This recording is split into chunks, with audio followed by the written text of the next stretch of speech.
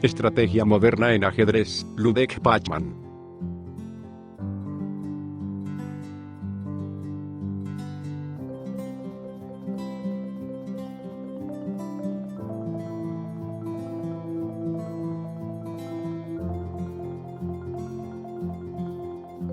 Primero se explicará la notación descriptiva en ajedrez y luego se continuará con el libro, Notación descriptiva.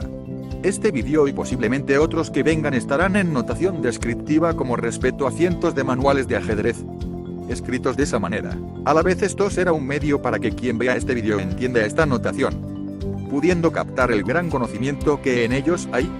En la siguiente imagen tenemos el significado, obvio y natural, de las letras y números. Lo primero que has de ver en la notación descriptiva es el primer número que notes viendo de derecha a izquierda. Una vez localizado eso ya lo tienes casi todo. Ese número significa la altura en la fila visto desde el jugador. Lo que para el blanco es 1 para el negro es 8. Es diferente a la notación algebraica, allí solo se ve la cosa desde el punto de vista blanco.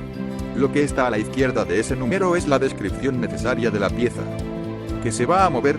Digo necesaria pues habrá situaciones donde se tenga que especificar bien y otras en que no, pues solo existiría una opción. Ejemplo.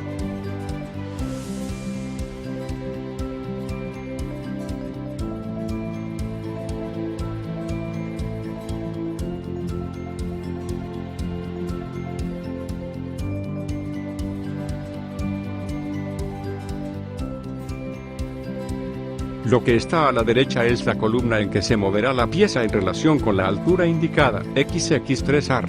Altura 3 en columna alfil del rey, XX8TD. Altura 8 en la columna torre de dama. Puede ser que en algunas ocasiones no se especifique el flanco, ejemplo, A4A alfil a la altura 4 alfil. Aquí indica que hay solo un alfil que se puede mover y además que hay una sola de las columnas de alfil, AD o AR, que puede ser ocupada.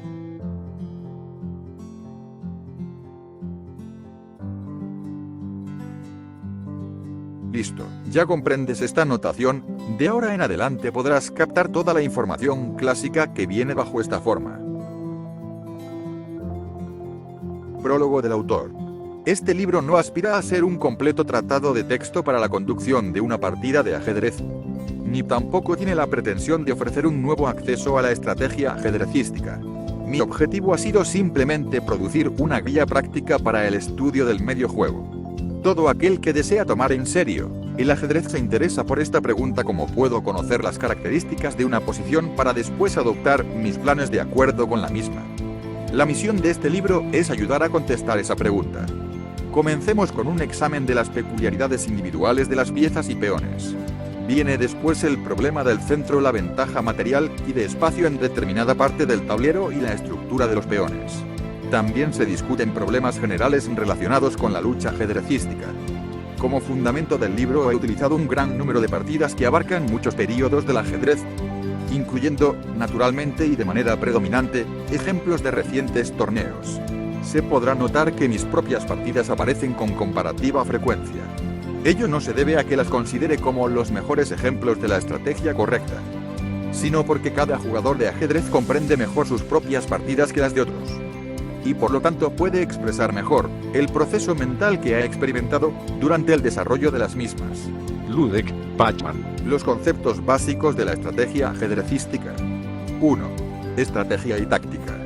Un punto de vista ampliamente sustentado es que la diferencia entre el ajedrecista experto y el novicio estriba en el grado o magnitud en que el primero puede calcular por anticipado, y la pregunta respecto a cuántas jugadas puede considerar un gran maestro es con frecuencia materia de argumentaciones. La habilidad de calcular correctamente es sin duda necesaria para un jugador de clase superior, aunque no es ese el requisito único ni tampoco la diferencia más importante entre el maestro y el jugador aventajado.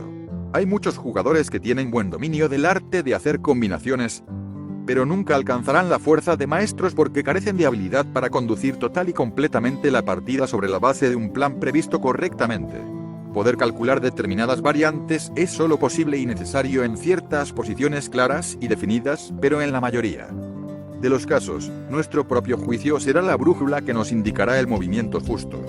El plan a seguir en un momento dado de la partida se llama plan estratégico. y el modo como se ha ejecutado, así como el conjunto de principios que seguimos para llevarlo a cabo, se conoce como estrategia.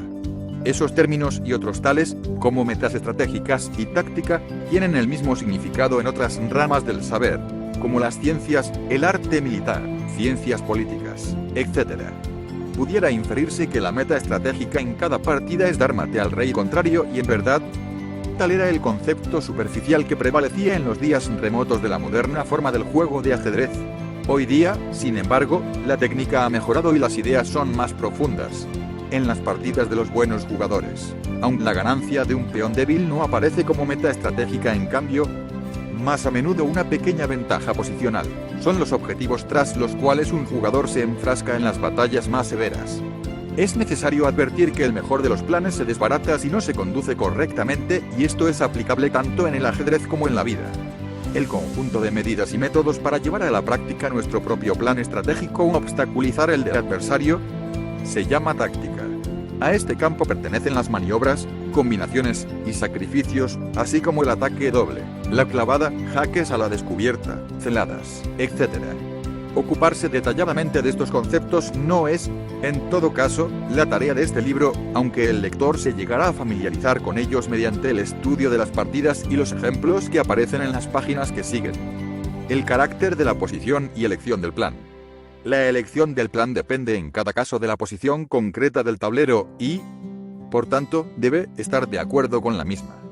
Para poder hallar el adecuado plan estratégico a seguir es un requisito indispensable el juzgar previamente la posición y definir sus características. Por tanto, debemos preguntar cuáles son los factores que caracterizan una posición y, en consecuencia, cómo debe deducirse el plan a seguir. Naturalmente, esto no puede contestarse en un solo capítulo. Es la cuestión básica de que trata este libro. Sin embargo, podemos señalar en síntesis que el carácter de una posición está determinado por los siguientes factores. 1. La relación del material, o sea la igualdad o superioridad material de un bando respecto al otro. 2. El poder individual de las piezas. 3. La calidad individual de los peones. 4. La posición de los peones, es decir, su estructura o conformación. 5. La posición de los reyes. 6. La cooperación mutua entre las piezas y peones. Algunos de los factores que determinan el carácter de la posición son permanentes, otros transitorios. Un importante factor permanente es el que concierne a la posición de los peones, ya que estos, en contraste con las piezas, no pueden ser trasladados con facilidad de un lado a otro. La posición de los peones cambia gradualmente mientras que las piezas pueden adoptar, por lo general, nuevas posiciones sin excesiva dificultad. Como resultado, tenemos la aparente contradicción de que los peones, a pesar de su valor relativamente pequeño, contribuyen ampliamente a darle carácter a una posición. Otro de los factores permanentes es la ventaja material, y en muchos casos, la posición de los reyes. Permítasenos ahora mostrar algunas posiciones y ver cómo son determinadas sus características y cómo se elige correctamente el plan estratégico. En el diagrama 1 tenemos una posición derivada de una variante raramente jugada en el Ruy López. En la práctica, esta posición no ha sido suficientemente experimentada y los teóricos sostienen diferentes puntos de vista sobre ella. Observamos que las negras tienen ventaja material de 2 peones, descontando el de 6 de que no puede mantenerse. Sin embargo, están retrasadas en el desarrollo y tienen sus piezas pasivamente situadas. Las blancas, por otra parte, tienen su dama, caballo y alfil activamente situados, y sus torres están dispuestas para unirse a la lucha a través de las columnas abiertas. Estos factores determinan el carácter de la posición y señalan el plan que debe seguir cada bando, que es el siguiente. 1. Las blancas deben utilizar sus piezas, que están todas mejor situadas que las del contrario, crear amenazas tácticas y lanzarse a un violento asalto sobre el rey contrario. Amenazas típicas serían alfil por peón, dama en altura 5 en columna torre rey, D5 TR, torre en altura 1 en columna del rey, T1R, caballo en altura 5 en columna caballo de rey, C5CR, etc. 2. Las negras deben intentar parar las amenazas inmediatas, completar su desarrollo y realizar su ventaja material mediante la simplificación. Solo mediante un completo y profundo análisis de las posibilidades de ambos bandos es como podemos determinar si las blancas o las negras tienen las mejores perspectivas en sus respectivos planes. Pero no estamos interesados en esto por el momento, nos atrae más el problema de que un elemento permanente sea enfrentado con otro factor temporal. Lo primero es un factor estratégico, lo segundo un factor dinámico. En los últimos ejemplos estos factores están antagónicos uno al otro y convendrá un plan enteramente distinto para cada bando. En el diagrama 2 tenemos otra vez una posición del rey López. Aquí el material es igual y ambos bandos tienen igual número de piezas desarrolladas. ¿Cuál es el plan a seguir por cada jugador? Aquí el factor principal es la asimétrica posición de los peones. Si dividimos el tablero en dos partes mediante una línea divisoria entre las columnas del flanco del rey y el de la dama, veremos que las negras tienen 4 peones contra 3 en el flanco de dama, mientras que en el flanco del rey la posición es inversa. Otro factor importante es el peón blanco en 5R, el cual, habiendo atravesado la línea de demarcación, restringe los movimientos de las negras en el flanco del rey. Las negras no pueden ocupar su casilla 3 alfil de rey, 3AR, y si intentan jugar peón 3 en alfil de rey, P3AR, o peón 4 en alfil de rey, P4AR, deben atenerse a peón por peón, P por P. Además, suponiendo que jugasen peón 3 en caballo de rey, P3ER, darían a las blancas la oportunidad de ocupar la casilla 6 alfil de rey, 6AR, con una pieza. Ojo, ya fue suficientemente explicada la notación descriptiva, de ahora en adelante la expondré como tal, hablando tan solo el nombre de la pieza a mover. Sigamos. Podemos ahora bosquejar el plan estratégico que corresponde a esta posición. Las blancas preparan un ataque al flanco de rey con sus piezas mediante movimientos como dama 3D, alfil 2AD, caballo 5CR, etc. Esto lo facilita el efecto restrictivo de los peones de las negras en el flanco de rey. Por añadidura, podrán avanzar después de una adecuada preparación sus propios peones en el flanco del rey. Peón 4AR, 5AR. Las negras tratarán de neutralizar las amenazas en el flanco de rey con un contrajuego en el flanco de dama preparando el avance de sus propios peones, caballo 4TD, peón 4AD, etc. En el diagrama 3 tenemos una posición de la variante Rauser de la defensa siciliana. Aquí el factor dominante es la posición de los reyes en flancos opuestos. Ambos bandos deben procurar lanzar sus piezas y peones contra el rey enemigo sin pérdida de tiempo. En tales posiciones, la máxima primero en llegar, primero en ser servido resulta generalmente cierta. Por lo tanto, las blancas avanzarán sus peones del flanco del rey tan pronto como sea posible, y las negras harán lo mismo en el flanco de dama. Otro factor, aunque menos importante, es la debilidad del peón de las negras en D3. Y a causa de esto, estas, al llevar a cabo su plan, cuidarán de maniobrar sus piezas de manera que su peón quede debidamente protegido.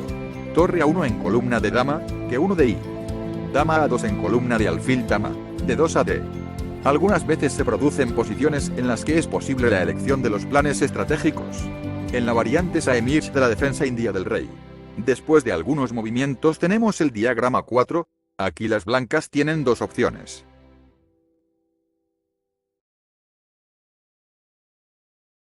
Opción 1. Pueden jugar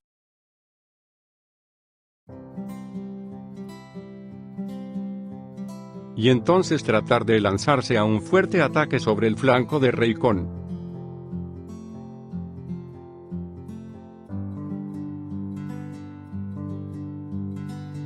las negras. Entonces atacarían por el flanco opuesto con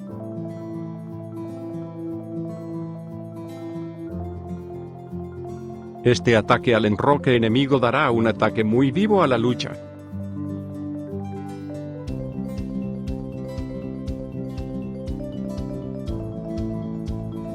Opción 2. También pueden con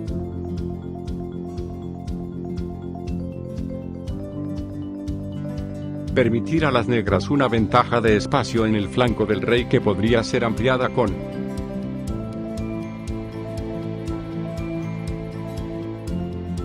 En el periodo de transición entre la apertura y el medio juego, suele producirse cierta indecisión sobre qué plan se debe seguir. A menudo, después de un enfoque practicado objetivamente, no es fácil decidirse sobre cuál es el mejor. En estos casos, los factores subjetivos serán los factores que habrá que tomar en consideración, pero sobre esto trataremos en un próximo capítulo. Cuando se ha hecho la elección correcta del plan estratégico de acuerdo con la posición, debe ejecutarse de manera persistente, recurriendo a todos los recursos tácticos disponibles. Pero una frase de advertencia: el plan debe mantenerse siempre bajo control para el caso de que ocurriese alguna alteración en la posición. Aun la más ligera alteración puede obligar a un cambio inmediato en el plan estratégico. Tercero, el equilibrio de la posición y su alteración. Al juzgar una posición debemos atender a lo que determine su carácter estratégico y la elección del plan correcto a seguir. Otra cosa no menos importante es que, parte del análisis de una posición consiste en el juicio sobre las perspectivas de ambos jugadores para el futuro desarrollo de la partida. Tal juicio es importante si queremos calcular una serie particular de movimientos. Está claro que solo debemos decidirnos por una maniobra o combinación cuando hemos considerado que la posición resultante nos será favorable, o al menos igual a la inicial. Por lo tanto, debemos tratar de incluir las perspectivas de ambos bandos en la posición antes y después de cada forzada maniobra o combinación. El mismo criterio deberá también regir en la determinación del plan estratégico. Si las perspectivas para ambos jugadores son iguales en una determinada posición, nos encontramos en un caso de posición equilibrada. Y esto, a menudo, es confundido con el concepto de posición de tablas y emplear indistintamente ambos términos es completamente erróneo, como lo demostrarán los dos ejemplos que siguen. Diagrama 5. En el diagrama 5, la posición de los peones es simétrica. Tarde o temprano habrá un cambio de piezas mayores en la columna de dama, quedando, entre las piezas menores, alfiles de distinto color que actuarán como elemento de equilibrio.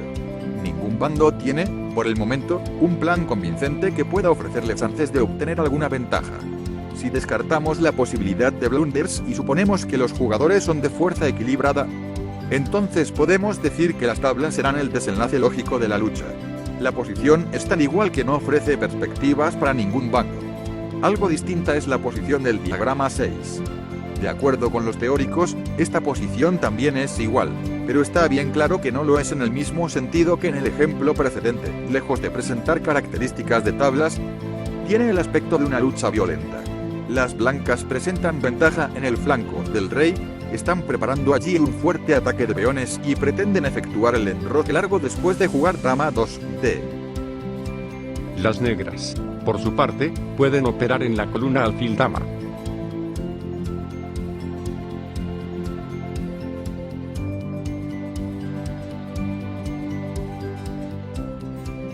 Y de ese modo contraatacar en el flanco donde su oponente está enrocado. La experiencia demuestra que las posibilidades que ambos bandos tienen de realizar sus planes son prácticamente iguales. El desenlace de la partida solo podrá decidirse más tarde, y la victoria será del jugador que ejecute su acción con más precisión y consistencia y sea capaz de explotar con mayor provecho cualquier posible inexactitud de su adversario. Por lo tanto, se presentan dos formas de equilibrio. Posiciones de tablas que no ofrecen ninguna posibilidad para un activo y efectivo plan. Posiciones donde las mutuas perspectivas son iguales, pero el equilibrio está basado en elementos particulares que determinan el carácter de la posición. ¿Cómo es que surge ese equilibrio? Sabemos que las blancas tienen el derecho de hacer el primer movimiento, y esto les da cierta ventaja de desarrollo y posiblemente también de espacio. Los teóricos presumieron y argumentaron alguna vez sobre si la ventaja de ejecutar el primer movimiento era suficiente, jugando correctamente, para ganar, o si una partida jugada sin errores debía terminar en tablas. Experiencias recientes han demostrado que la ventaja de la primera jugada no es tan grande como se había sospechado. Las negras pueden en general neutralizar la iniciativa de las blancas dentro de los primeros 10 o 20 movimientos.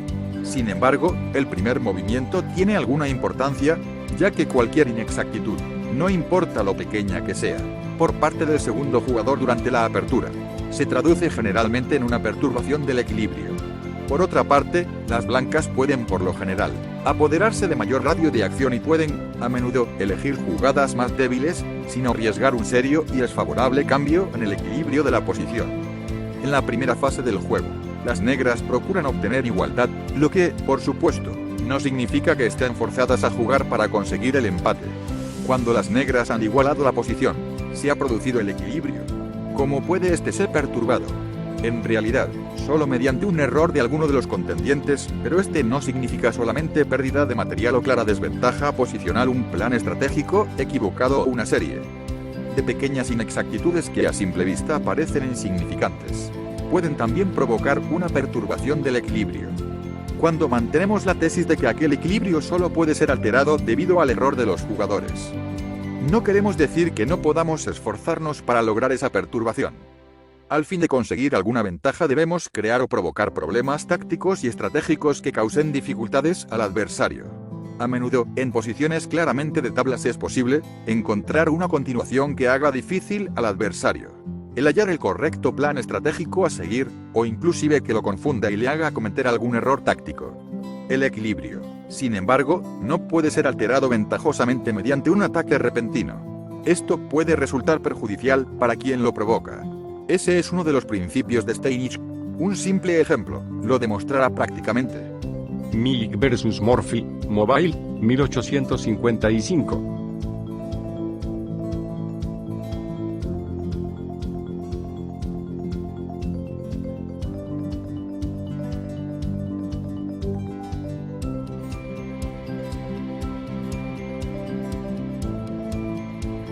La cuarta jugada de las blancas fue, en cierto modo, un intento de perturbar el equilibrio mediante el sacrificio de un peón a cambio del desarrollo. Si las blancas hubieran continuado de manera sólida con el movimiento 5, peón 3, alfil, entonces no hubiera habido ningún cambio desfavorable en el equilibrio de su propio juego. Con la jugada de la partida tratan de explotar la debilidad del punto 7 a R con un repentino ataque.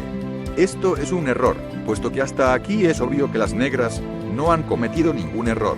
El equilibrio no había sido perturbado, por lo tanto, el ímpetu de las blancas en el combate no les proporcionará ventaja alguna. Diagrama número 7.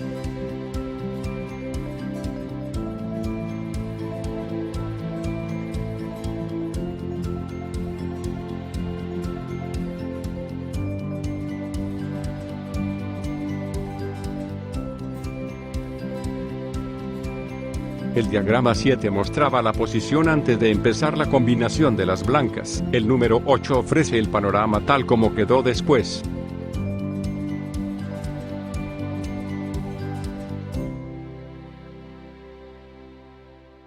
Gracias Miguel por tus comentarios.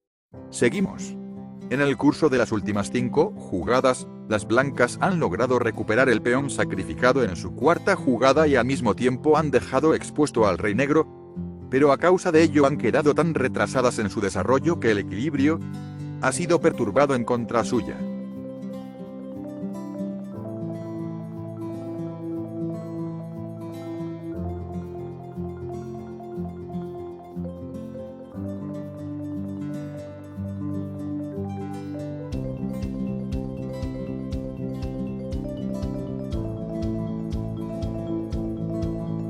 Un jugador familiarizado con los principios de la estrategia moderna que se encontrara en esta posición, sin dudar elegiría la continuación.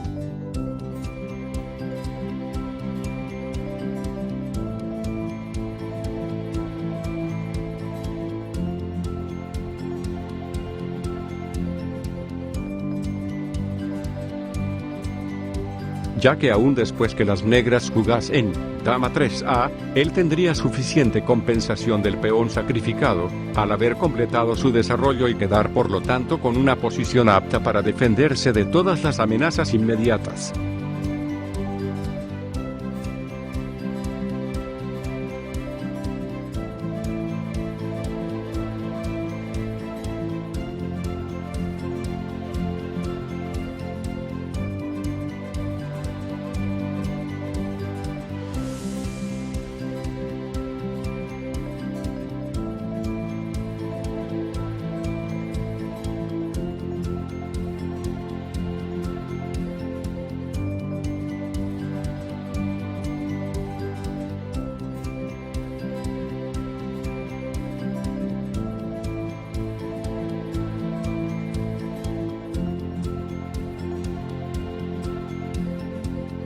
Sí.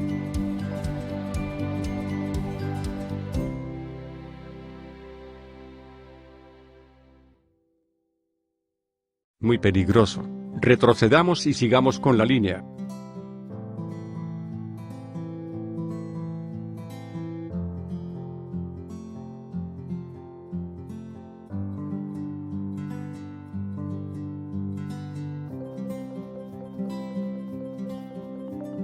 Las blancas abandonan. Para terminar esta sección, examinaremos los conceptos de ataque e iniciativa en relación con el equilibrio.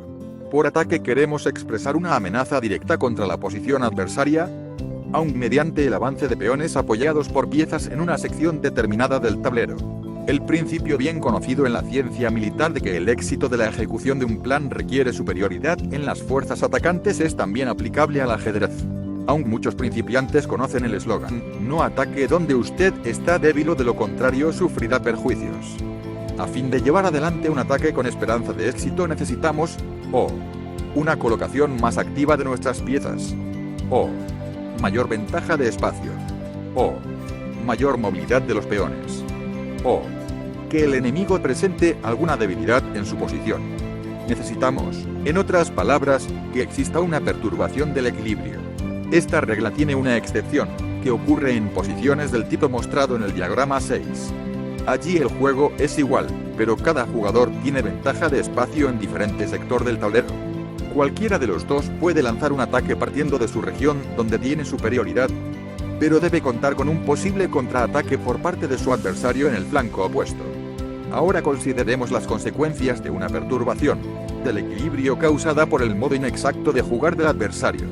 Una serie de perturbaciones del equilibrio puede conducir a un juego objetivamente ganado, por ejemplo, cuando entraña la pérdida de material sin adecuada compensación.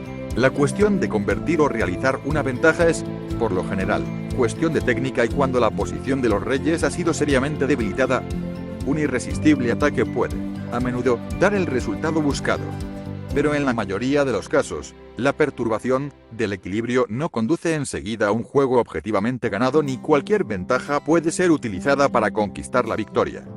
Un estudio del final de partida produce posiciones en las que aún una amplia ventaja material no puede convertirse en valor positivo, por ejemplo, un alfil y un peón de torre contra rey solitario no puede ganarse si la esquina de promoción es del color contrario al alfil y está controlada por el rey defensor. El resultado de una perturbación del equilibrio más bien sitúa a uno de los bandos en disposición de llevar a efecto su plan estratégico bajo condiciones más favorables, cuya ejecución dejará huella en el resto de la partida. Asimismo, el oponente está forzado a evitar amenazas tácticas y estratégicas ya que tiene poca oportunidad de desplegar, por su parte, un plan activo.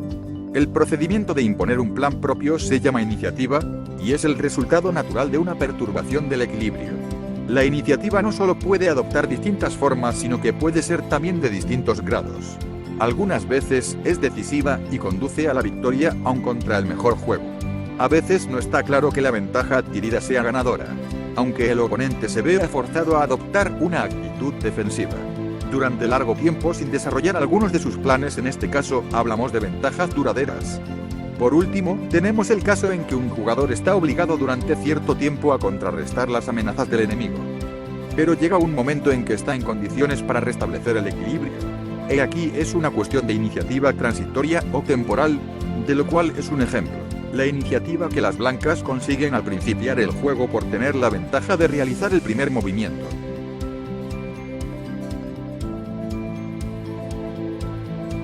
Esta fue la primera entrega del libro. Dependiendo de su aceptación y del estado de ánimo del director, se producirán las partes que siguen. Soy José de Naver. Y yo soy Miguel de Ivona. A nombre de los dos y del director, nos despedimos hasta una posible nueva entrega. Chao, el próximo capítulo del libro será El valor de las piezas.